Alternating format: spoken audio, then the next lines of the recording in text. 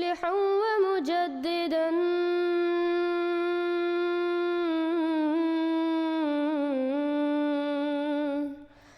فارنوا بنظر طاهر وجنان.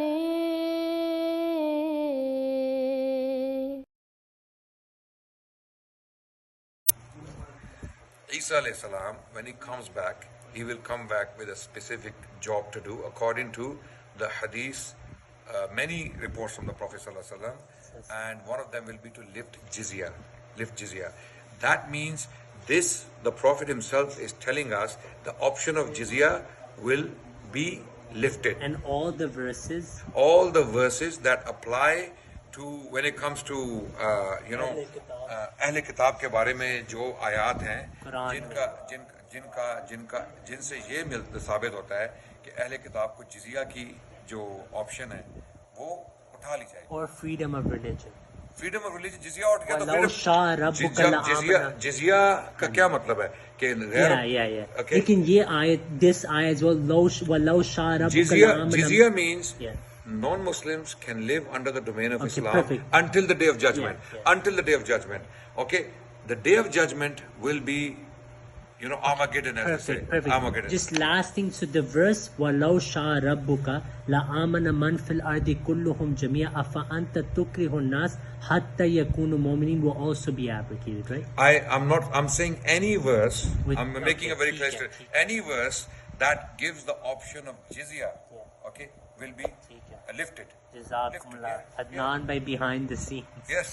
Assalamu alaikum wa rahmatullahi wa barakatuhu. I now present the beautiful answer of Hazrat Ahmad al-Islam on this issue. In his book Noah's Ark, he writes, "Further your doctrines that the Messiah, son of Mary, will descend from heaven, join forces with the Mahdi, and wage war with the people in order to coerce them into becoming Muslims are such as defame the religion of Islam, wherein the Holy Qur'an is the use of compulsion in religious matters permitted. Rather, Allah the Exalted says in the Holy Qur'an, La ikraha fid deen, there is no compulsion in religion. How then can the Messiah, son of Mary, be granted liberty to coerce people to such an extent that he would force them to either accept Islam or face death without even accepting the jizya?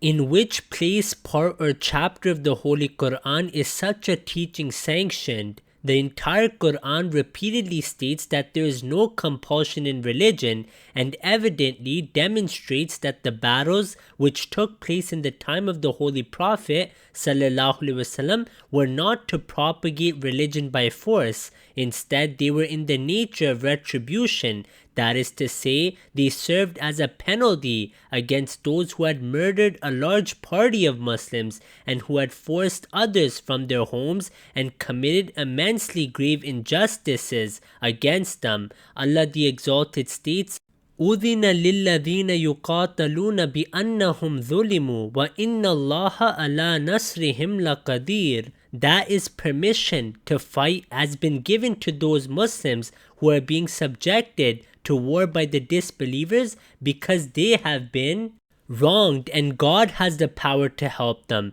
Then there were defensive wars which were fought to preserve freedom of choice or to establish liberty in the land against those who aggressed to destroy Islam or forcefully suppress its propagation. The Holy Prophet ﷺ and his blessed caliphs never waged war except in these three cases. In fact, the Muslims tolerated the injustices of other peoples to such a degree that no similar example can be found among other nations. So what right will Jesus the Messiah and the Mahdi have to come and begin murdering people? Will they not even accept jizya from the people of the book? As a result, they will abrogate the verse, حَتَّى يُؤْتُوا الْجِزْيَةَ أَنْ يَدٍ وَهُمْ صَاغِرُونَ. What sort of defenders of Islam will they be if upon their arrival they begin to abrogate verses of the Qur'an which were valid in the lifetime of the Holy Prophet ﷺ,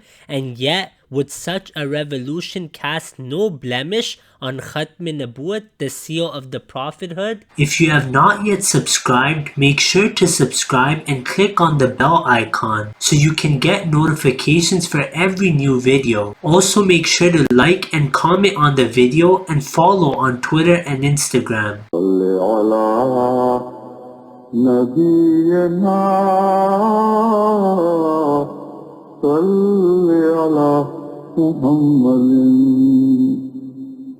صل على سفينا صل على محمد